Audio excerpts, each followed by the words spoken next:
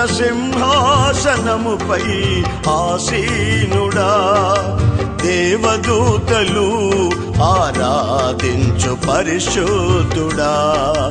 యేసయ్యా నా నిలువెల్ల నిండియున్నావు, నా మనసారని సన్నిధిలో సాగిలపడి నమస్కారము చేసేదా, సాగిలపడి నమస్కారము చేసేదా. నా మనసారని సన్నిధిలో సాగిలపడి నమస్కారము చేసేదా, సాగిలపడి నమస్కారము చేసేదా.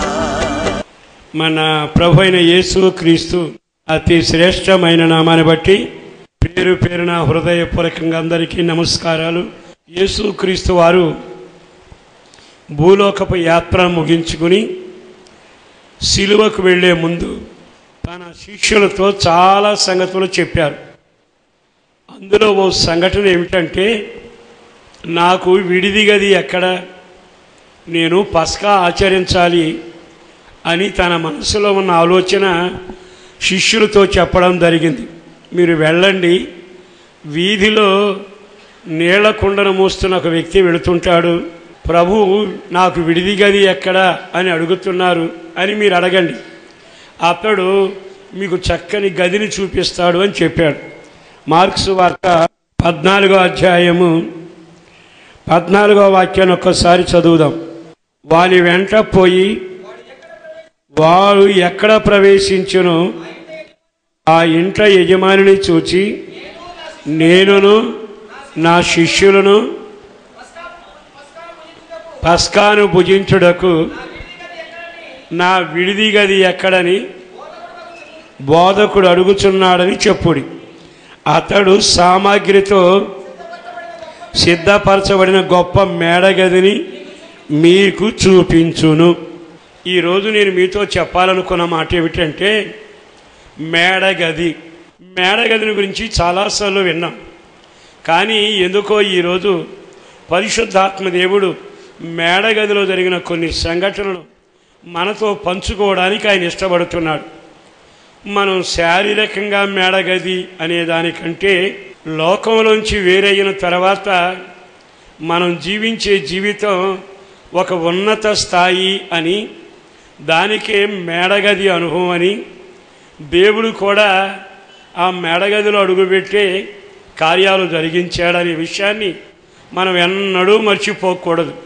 మేడగది కింద ఒక భాగం, దానిపైన మరొక భాగం. మన వ్యక్తిగత జీవితంలో మొదటి అనుభవం ఏమిటంటే, యేసుక్రీస్తు వారు తన శిష్యులతో కూడా మేడగదిలోకి వెళ్ళి పస్కా ఆచరించడం. పస్కా అనేది నిర్గమాకాండం 12వ అధ్యాయంలో మీరు చూస్తారు. దేవుడు మోషేతో మేకపిల్లనైనా గొర్రెపిల్లనైనా తీసుకొని దానిని వధించి దాని రక్తం ద్వారబంధాల మీద పూసి ఆ చర్మాన్ని ఒలిసి ఆ మాంసాన్ని తీసుకుని వెళ్ళి శుభ్రంగా కాల్చుకుని చేదు కూరలతో మీరు తినండి అంటే, గొర్రె పిల్ల రక్తం వధించబడడం, ఇశ్రాయేలు విమోచించబడడం, అది విమోచనకు సంకేతం. మేడగదిలో విమోచన, విడుదల పొందడం, పితరులకు దేవుడిచ్చిన ఆజ్ఞ చాలా దీవెనకరంగా దేవుడు ఆచరించాడు. మరి ఈ రోజున మేడగది అనుభవం మనకి ఏమి నేర్పుతుంది? కొంచెం జాగ్రత్తగా ఆలోచిస్తే విడుదల, విమోచన అనే మాట మొట్టమొదటిగా మన మనసులో ఉండాలి. ఒకనాటి గొర్రెపిల్ల వధించబడితే, గొర్రెపిల్ల రక్తం రాయబడితే వారు మరణములో నుంచి విడుదల పొందారు. ఈ రోజున నిజమైన గొర్రెపిల్ల అయిన యేసు 2013 సంవత్సరాల క్రితం మ్రాను మీదకెక్కి తన అమూల్యమైన రక్తాన్ని కార్చి మన కొరకు ఆయన చనిపోయాడు. ఆయన రక్తం ద్వారా మనకు విడుదల, విమోచన. అందుకని ఒక వ్యక్తి యేసుక్రీస్తు రక్తం ద్వారా కడగబడితే అతని పాప జీవితం నుంచి విడుదల పొంది నూతన జీవంలో అడుగు పెడతాడు. ఇప్పటి వరకు జీవించిందంతా భూతలం మీద భయంకరమైన అపవిత్రత, విచ్చలవిడి, పాపం, దాని శాపభూయిష్టమైన జీవితంలో కొనసాగాం. కానీ గొర్రెపిల్ల రక్తం ద్వారా విడుదల పొందాక పాపానికి మనకు దూరం అవుతుంది, శాపం నుంచి విడుదల అవుతాం. దేవుడు మనకు పరిశుద్ధులని పేరు పెడతాడు. మేడగది అనే అనుభవం. కింద ఒక గది ఉంది, అది భూ సంబంధమైన జీవితం. ఇంతకాలం మనం జీవించిన జీవితానికి అపవిత్రతకు సంకేతం. అయితే అక్కడ నుండి ఒక స్థాయికి ఎదగడం అంటే, ఏ వ్యక్తి అయితే గొర్రెపిల్ల రక్తం ద్వారా కడగబడి పాపాలన్నీ ప్రభు దగ్గర ఒప్పుకొని పగిలిన హృదయంతో పశ్చాత్తాపం కలిగి యేసుక్రీస్తు రక్తం ద్వారా కడగబడతారో వాళ్ళంతా మేడగది అనుభవంలోకి వస్తారు. అంటే నశించిపోయే లోకంలో నుంచి నీకు విడుదల, గురిలేని జీవితాన్ని నుంచి నీకు విడుదల, చీకటి రాజ్యంలో నుండి వెలుగు సామ్రాజ్యంలోకి అడుగు పెట్టడం. మేడగది అనుభవం మనకు నేర్పేది ఏమిటంటే, నీవు రక్షింపబడి రక్షణానుభవాన్ని అనుభవిస్తూ దేవుని యొక్క చిత్తాన్ని నెరవేర్చాలి. అందుకే సంఘం ఆయన శరీరమును ఆయన రక్తాన్ని జ్ఞాపకం చేసుకుంటూ కృపలో ఎదగడం చూస్తున్నాం. మరి ఈ రోజున మేడగది అనుభవం నీ జీవితంలో ఉందా? మేడగదిని విడిచిపెట్టి, పవిత్రతను విడిచిపెట్టి, ఆయన సన్నిధిని విడిచిపెట్టి మామూలుగా సాధారణ మనిషి బ్రతికినట్టుగా ఒకవేళ జీవిస్తే అది చాలా ప్రమాదకరమైంది. మరలా చెబుతున్న మాట ఏమిటంటే, మేడగది అనుభవం ప్రతి వారికి ఉండి తీరునుగాక. మీలో ఎవరైనా ఇంకా కడగబడిన వాళ్ళు కానీ, పాపాన్ని మానని వాళ్ళు కానీ, పాపం చేస్తూనే ప్రార్థన చేస్తూ ఉన్నా దేవుని సందులో పవిత్రులు అని చెప్పుకుంటూ లోక సహవాసాన్ని మానకుండా మీ జీవితంలో కొనసాగితే, నేను ఎప్పుడో కనకబడి బాప్తిసం పొంది మేడగదిలోకి వచ్చాను అని అనుకోవచ్చు. కానీ దేవుడు నిన్ను మేడగదిలో చూడాలిగా. పరిశుద్ధత మేడగదిలో ఉంటుంది. ఆయన సమర్పణ అక్కడ కనబడుతుంది. లోకం నుంచి వేరైన జీవితం కనబడుతుంది. కడగబడిన జీవితం, విమోచించబడిన జీవితం. ఈ రోజున ఆ మేడగదిలో ఉంటే అక్కడ మనల్ని పరిశుద్ధాత్మ దేవుడు సిద్ధపరుస్తాడు. నిశ్చయముగా వధువైన సంఘంగా మారి వరుడైన యేసుకు వెళతాం. యెషయా ప్రవచనం మీరు చాలాసార్లు చదివారు. నీవు పోయి మేడగదిలో కొద్దిసేపు ఇదిగో ఈ శ్రమల కాలంలో అక్కడ దాగి ఉండు అనే మాట చూస్తాం. ఈ శుభవేళ నా యేసును బట్టి మీ అందరికీ చెప్పగలిగిన ఓ ఖచ్చితమైన అనుభవం, భూలోకంలో ఏ మేడలో ఉన్నా, భూలోకంలో ఏ అనుభవాలు ఉన్నా, నీ ఆత్మీయ జీవితంలో కడగబడిన జీవితం, పరిశుద్ధపరచబడిన అనుభవం, యేసు రక్తం ద్వారా విమోచించబడి నీవు దేవుని సొత్తుగా మార్చబడిన అనుభవంలో నీవు జీవించగలిగితే మేడగది అనుభవాలలో నీవు ఉంటావు. తప్పనిసరిగా నా ప్రభు రాజ్యంతో వచ్చినప్పుడు నిన్ను జ్ఞాపకం చేసుకుంటాడు. అట్టి వారంతా ప్రభు రాకడలో ఎత్తబడతారు అనే వాస్తవాన్ని ఏనాడు మనం మర్చిపోకూడదు. మరి మేడగది అనుభవంలో జీవిస్తున్నామా? పేరుకు మాత్రమే మేడగది ఉండి విడిచి వెళ్ళిపోయిన వ్యక్తులను చూచాంగా. యెరూషలేం అనే దాని నుండి యెరికోకు వెళ్ళిన వాడిని చూశాంగా. దైవ సేవకుని సన్నిధిలో ఎదిగిన ఒక వ్యక్తి అక్కడ నుండి సంపాదన కోసం నాశనపు గుర్రబండి వెనక, రథాల వెనక పరిగెత్తుకుని వెళ్ళిన విధానం కనబడుతుందిగా.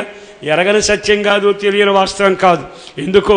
ఆత్మదేవుడు ప్రేరేపిస్తుండగా, ఆత్మదేవుడు గద్దిస్తుండగా, ఆత్మదేవుడు బహుతేటగా నీతో మాట్లాడుతుండగా ఈ రోజైనా మేడగది అనుభవాన్ని కాపాడుకుంటున్నావా? ఒకవేళ ఇంకా మేడగది అనుభవానికి రాకపోతే ఇక మీదటనైనా ఇంతకాలం జీవించిన జీవితానికి ఇక స్వస్తి చెప్పి యేసు రక్తం ద్వారా కడగబడి ఓ పవిత్రమైన వేరుపాడు జీవితం తప్పక నీవు జీవించుదువుగాక. మేడగది అనుభవంలో రెండో మాట చూస్తాం. అదేమిటంటే, అపోస్తులైన పౌలు తాను దూరదేశం వెళ్ళబోతూ ఆ రోజునట మేడగదిలో విస్తరించి ప్రసంగం చేశాడట. చదవండి అపోస్తుల కార్యములో 20వ అధ్యాయంలో 7వ వాక్యాన్ని ప్రారంభిద్దాం. ఆదివారమున మేము రొట్టె విరుచుడు కూడి ఉన్నప్పుడు పౌలు మరనాడు వెళ్ళనయ్యుండి వారితో ప్రసంగించుచు అర్ధరాత్రి వరకును విస్తరించి మాట్లాడుతూ ఉండేను. నేను చెప్పాలనుకున్న మాట అదే. మేము కూడుకొని ఉన్న మేడగదిలో అనేక దీపములు ఉండేను. ఈ లోకంలో నేను అందరికంటే బాగానే ఉన్నాను, అందరికంటే బాగా చదివాను, అందరికంటే ఎక్కువే కానుకిస్తాను అని నీ సొంత ఆలోచనలతోనూ నీకు తోచిన స్వబుద్ధితో మేడగదులు కట్టుకొని అందులో నివసిస్తే నీకు నాశనం తప్ప ఏమీ కనబడదు. నా యేసు రక్తం ద్వారా కడగబడిన వాళ్ళు మాత్రమే, ఈ లోకంలో నుంచి వేరుపాడు జీవించిన వాళ్ళు మాత్రమే మేడగదిలో ఉంటారు. అది వారి అనుభవం. రెండవదట, పౌలు ప్రసంగిస్తున్న మేడగదిలో అనేకులు ఉన్నారు అని రాయల. మేము కూడి ఉన్న మేడగదిలో అనేక దీపములు ఉండేను. ఇక్కడ మేడగదిలో మండుచున్నా వెలుగుచున్నా దీపములు ఉండేను అనే మాట చెప్పబడుతుంది. మనం మేడగదిలో రెండో మీటి ఏమిటంటే, మనం మేడగదిలో చేరాక హాయిగా పడుకునేందుకు కాదు, మనల్ని మెచ్చుకుంటూ పక్కన వాళ్ళని కించపరచడానికి కాదు. మేడగదిలో చేర్చబడిన నీవు తప్పనిసరిగా ఎల్లప్పుడూ మండుతూ ఉందువుగాక. దేవుడు నిన్ను వెలిగించాడు. వెలిగించబడిన తర్వాత నీవు మందిరములో నువ్వు వెలుగుతున్న జ్యోతిలాగా ఉన్నావా? ప్రకాశిస్తున్న వ్యక్తిలాగా ఉన్నావా? ఈరోజు అనేక మంది మేము కూడి ఉన్నామనే దానికంటే మేము కూడి ఉన్న మేడగదిలో అనేక దీపములు ఉండేను. మరి ఈ రోజున ఈ వాక్యం దగ్గర నీవైనా నేనైనా నిలబడితే, మేము కూడి ఉన్న ఈ ప్రార్థనా స్థలంలో నేను డబ్బున్నవాడిగా ఉన్నా, తెలివున్నవాడిగా ఉన్నా అనే పదాలు కాదు వినబడాల్సింది. మేడగదిలో చేరిన తర్వాత నీ ఆత్మీయ అనుభవంలో అప్పటి నుండి నీవు మండుతూనే ఉండాలి. దేవుడు నిన్ను వెలిగించాడు, నీ ఆత్మదీపం ఆరిపోకుండా ఉండునుగాక. దేవుని సన్నిధిలో మండుతూ మండుతూ మండుతూ మండుతూ అనేకులకు వేడిని, అనేకులకు వెలుతురును, అనేకులకు దారిని, అనేకులకు కృప చూపేట్టుగా నీవు మండే జ్యోతిగా ఉందువుగాక. అందుకే ఈ శుభవేళ నా యేసును బట్టి బ్రతిమలాడుతూ మీతో చెప్పగలిగిన మాట, నిజంగా నీవు మండుతూ ఉంటే రెండు లాభాలు జరుగుతాయి. మండుతూ ప్రకాశిస్తూ ఉంటే నిన్ను బట్టి ఆ మేడగదిలో చీకటి ఉండడానికి అవకాశం లేదు. నువ్వు ఎక్కడ ఉన్నా, అది వ్యాపారమైనా, వ్యవసాయమైనా, ఉద్యోగమైనా, లేదు ప్రార్థనా మందిరమైనా, భక్త సహవాసమైనా, ఇంకో కార్యక్రమమైనా నువ్వు మండుతూ ఉన్నావు గనక నీ ఉన్న చోట దేవుని వెలుగు ప్రత్యక్షపరచబడుతుంది. దేవుని వెలుగున్న చోట చీకటి ఉండేందుకు అవకాశము లేదు. మరి ఈ రోజున ఈ మాట విన్నాకైనా నేను చీకటిగా ఉన్నానా వెలుగుగా ఉన్నానని ఆలోచించాలిగా. యోహాను పత్రికలో 2వ అధ్యాయంలో ప్రభు ఒక మాట చెప్పాడు, 11వ వాక్యం, తన సహోదరుని ద్వేషించువాడు చీకటిలో ఉండి చీకటిలో నడుచుతున్నాడు. ఈరోజు మేడగదిలో ఉన్నాను అని గుండె మీద చేయబెట్టుకుని ధైర్యంగా చెప్పగలవా? యేసు రక్తం ద్వారా విమోచించబడ్డాను, దేవుని సొత్తై బ్రతుకుతున్నాను అని చెప్పగలను నీవు మండే జ్యోతిగా సంఘంలో ఉందువుగాక. ఒకవేళ నీలో చీకటి ఉంటే నేను మండుతున్నవాడిని అని నువ్వు ఎలా చెప్పగలవు? కనుక నిశ్చయముగా నీలో పాపపు చీకటి లేకుండా, నీ జీవితంలో నీకు చీకటి కలుగు చేసి నీ వెలుగును ఆర్పే ఏ చెడు సహవాసం లేకుండా దేవుని ద్వారా వెలిగించబడిన సహోదరి సహోదరులారా, దేవుని మందిరములో, మేడగది అనుభవాలలో, భక్తిపరమైన జీవితాల్లో మీరు వెలుగుతూనే ఉందురుగాక. మరి ఈ మాట ఆలకించినాకైనా నీకు ఒక ఆలోచన కలగాలి కదా. నేను వెలగాల్సిన వాడిని కదా, నేను చీకటితో ఉండడం ఏమిటి? నేను వెలగాల్సిన వాడిని కదా, నేనే అంధకారంగా ఉండడం ఏమిటి? నా యేసుని బట్టి బ్రతిమలాడుతున్నాను. నీవు మంట కలిగిన వాడవై ఉండాలి, నీవు వెలుగుతున్న వాడవై ఉండాలి. నిశ్చయముగా నీలో చీకటి లేదు అని ఒక ధైర్యం నీకు కలగాలి. రెండవది ఏమిటో తెలుసా? దీపాలు అనేకం ఉన్నాయట. ఉన్నాక జరిగేది ఏమిటంటే అక్కడ వేడి ఉంటుంది. బాగా ఆలోచించండి. నీ వ్యక్తిగత జీవితంలో మేడగదిలో నేను ఉన్నాను అనుకుంటే మొదటగా నీలో చీకటి ఉండకూడదు, అందులో వెలుగు ఉండాలి. ఆ వెలుగు అనేకులకు మార్గం చూపాలి, దారి చూపాలి. రెండవ మాట, నీవు నిజంగా మండుతున్న జ్యోతిలాగా ఉంటే నీ ఉన్న స్థలమంతా వేడిగా ఉండునుగాక. ఆయన సంఘాన్ని చూసి అన్నమాట, వెచ్చగానైనను నీవు చల్లగానైనను లేక నులివెచ్చనిగా ఉన్నావు గనుక నా నోట నుండి నేను నిన్ను ఊమివేయబోతున్నా. అంటే వెచ్చదనం లేకపోతే వచ్చే నష్టం ఏమిటో ఆలోచించండి.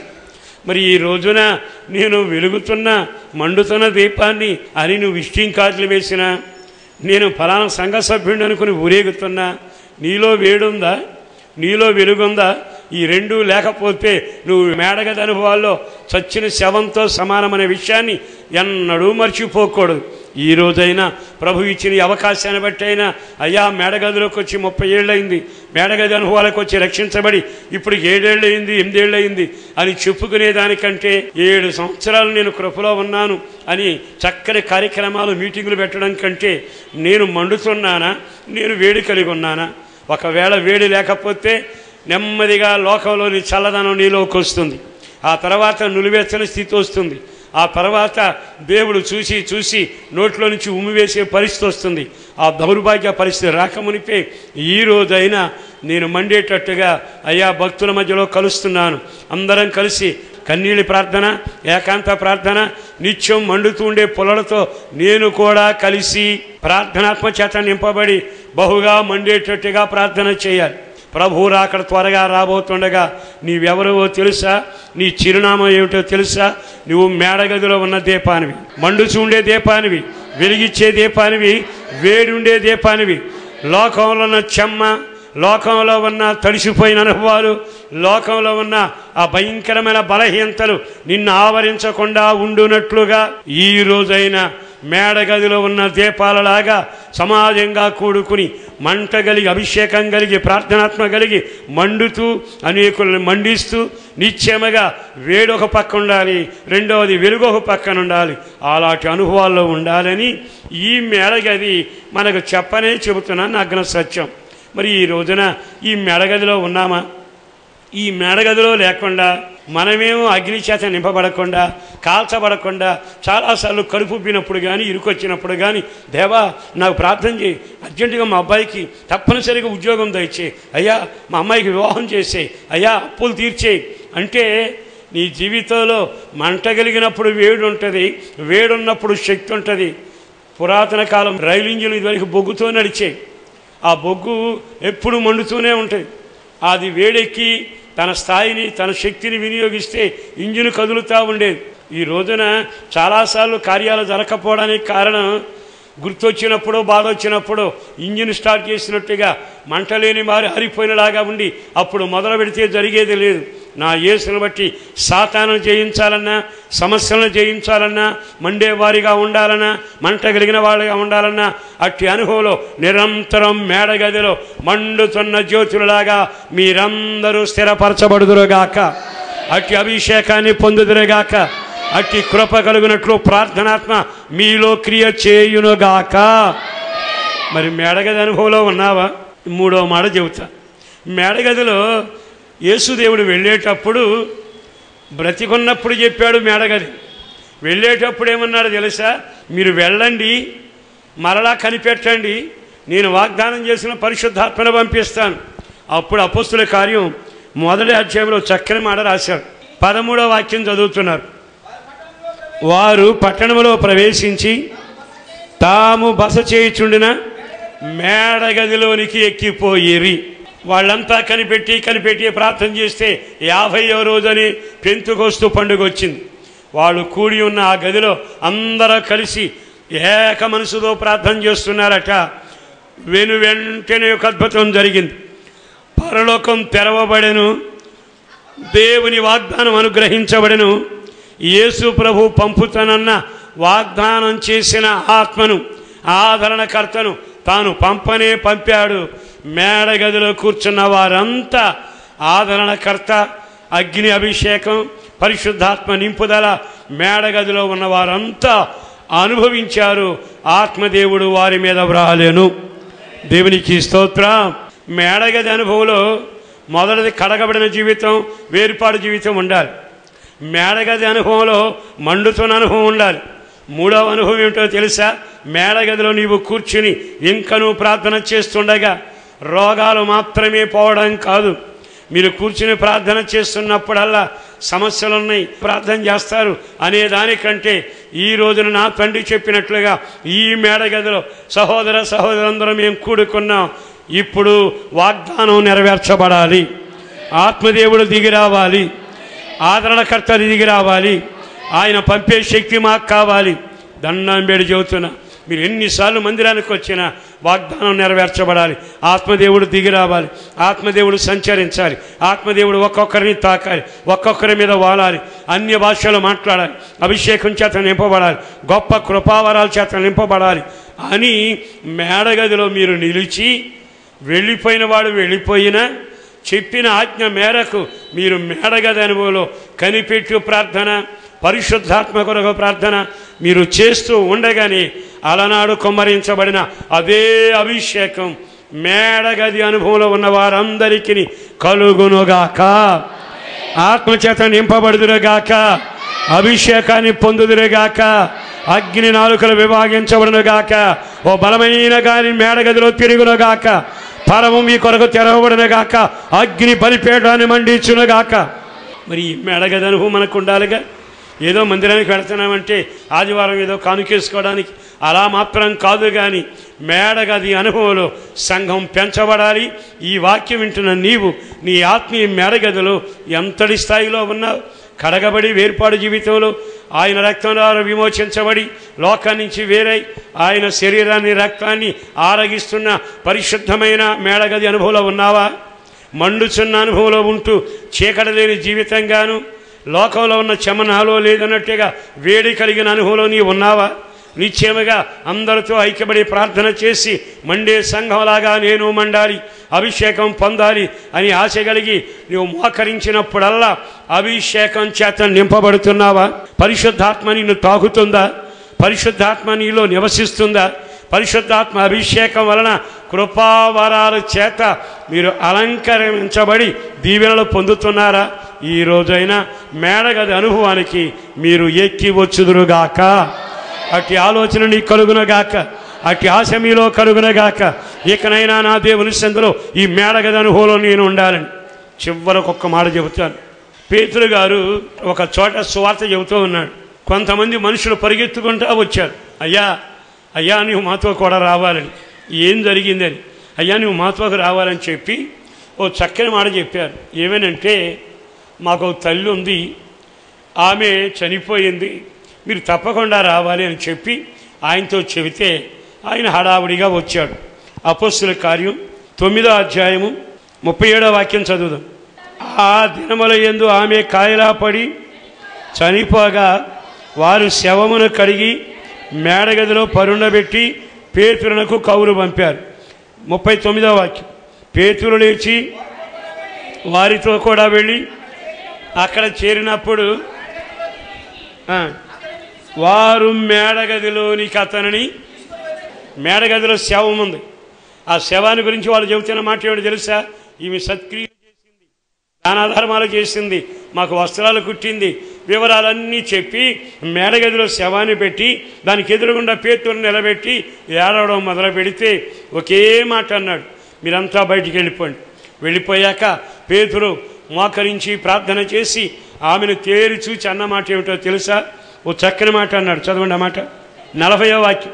శవం వైపు తిరిగి తబితా లెమ్మని చెప్పగానే ఆమె కన్నులు తెరిచి పేతురుని చూచెను. మేడగదిలో విచిత్రం ఏమిటి తెలుసా? శవం సజీవంగా లేచింది. ఇది మన ఆత్మీయ జీవితానికి పునరుద్ధానానికి సంకేతం. పునరుద్ధానం మేడగదిలో మొదలవునుగాక. నీకు మేడగది అనుభవం లేకుండా రేపటి రోజున నేను కూడా లేపబడాలి. నేను భక్తి చేశా, బాప్తిసం పొందా, ఫలానా గారి దగ్గర బాప్తిసం పొందా. మన వాళ్ళకి ఎవరి దగ్గర బాప్తిసం పొందారో అదొక బోర్డు పడి తిరుగుతూ ఉంటారు. నువ్వు ఎక్కడ బాప్తిసం పొందినా, నువ్వు ఎన్ని సంవత్సరాలు భక్తి చేసినా, ఎంత దానం చేసినా పునరుద్ధాన శక్తికి నీవు అర్హుడివేనా? క్రీస్తునందు మనకు ఒక నిరీక్షణ ఉంది. ప్రభువు వస్తాడని, అప్పుడు సమాధులు తెరవబడతావని, అందరూ లేస్తారని, బతికున్న వారు సజీవులుగా లేస్తారని ఒక పునరుద్ధాన నిరీక్షణ, పునరుద్ధానం మీదే క్రైస్తవ్యం కట్టబడింది. మరి ఈ రోజున శవం లేచింది, హల్లెలూయా కాదు. ఈ మట్టి శరీరంలో మనం బ్రతికినా చనిపోయినా ఒక దినాన పునరుద్ధానంతో లేపబడదుముగాక. ఆ పునరుద్ధాన అనుభవం ఉంది అని ఆ మేడగదిలో దేవుడు చూపిస్తూనే ఉన్నాడు. మన గమ్యం ఏమిటి? మన పరిగేమిటి? మనం పరిగెత్తేది ఎందుకు? పునరుద్ధానమే మన గమ్యం. పునరుద్ధానంతోనే మనం ప్రభువుని కలవబోతున్నాం. ఎందుకో ఈరోజు పరిశుద్ధాత్మదేవుడు మాట్లాడుతుండగా మేడగదిలో జరిగింది ఈ అనుభవం.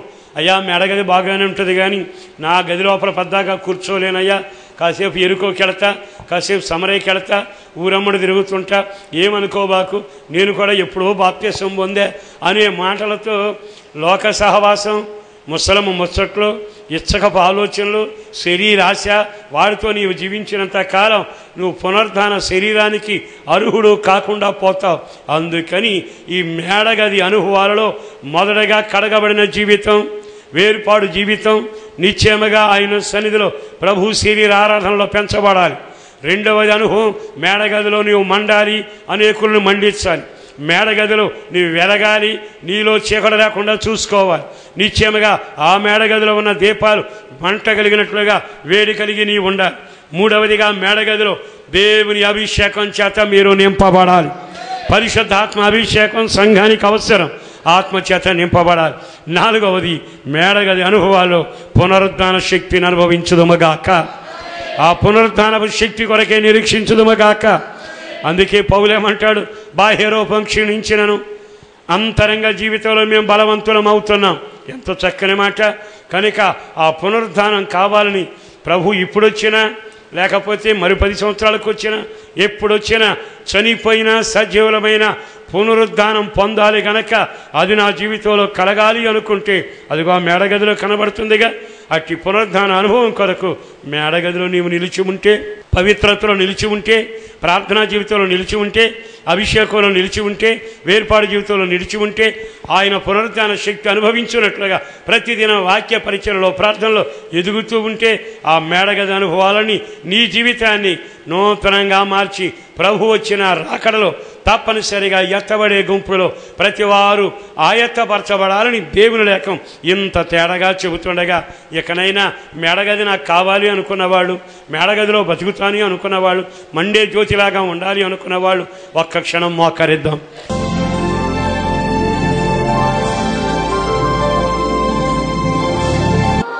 ప్రేమాస్వరూపైన ప్రభు వందనాలయ్యా. బహు తేడాగా నీవు మాట్లాడిన నీ మాటల కొరకు, ఒక ప్రతిష్ట కలిగిన, పవిత్రం కలిగిన, వేర్పాటు జీవితం కలిగిన అనుభవాలలో జీవించేందుకు నీవు మాతో ముచ్చడించిన ప్రతి మాట కొరకు వందనాలు. నీ ప్రజలు నీ మాటలు విన్నారు, చూచారు, విన్నారు, ఆలకించారు, చేతులెత్తి ప్రార్థన చేసుకుంటున్నారు. ఒక ఉన్నత అనుభవాలతో వారు నింపబడాలి, నడిపించబడాలి. ఇంకా ఈ అనుభవాన్ని లేని వారికి ఎక్కి వచ్చేందుకు కృప అనుగ్రహించండి. వారినట్లు నడిపింపులో తీసుకొని రండి. కుటుంబాలను దీవించండి. శరీర బలహీనతను తొలగించండి. ప్రతి వారికి నెమ్మది కలుగొచ్చేయండి. నీ రాకడ కొరకు మా పునరుద్ధాన నిరీక్షణతో మేము అడుగులు చూస్తూ నీ కొరకు మేము పయనం చేయగలిగే కృప దయచేయండి. యేసు పరిశుద్ధ నామమున ప్రార్థించి వేడుచున్నాం తండ్రి, ఆమేన్. సంపూర్ణ రాత్రి ప్రార్థన కూడిక ప్రతి నెల 15వ తేదీ రాత్రి 9 గంటల నుండి ఉదయం 3 గంటల వరకు హోసన్నా మందిర్, హనుమాన్ జంక్షన్ నందు జరుగును. ఈ కూడికలో పాల్గొని ఆత్మీయ మేలులు పొందండి. మీ అందరికీ ఇదే మా ప్రేమపూర్వక ఆహ్వానము. ఆరాధనా సమయములు.